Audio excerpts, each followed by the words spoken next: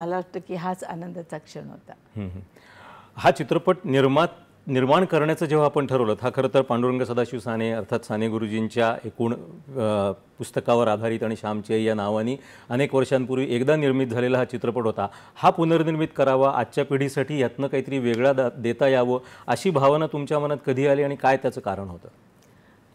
2-3 वर्षापूर्वी असा विचार मनात यायला लागला की आजकालचे चित्रपट तुम्ही पाहिलेत तर मारधाड, रक्तपात, अश्लीलता, कमरेखालचे विनोद यानेच भरलेले आहेत। अशा वेळेला मुलांबाळांसकट आपण चित्रपट पाहणं हे शक्यच होत नाही।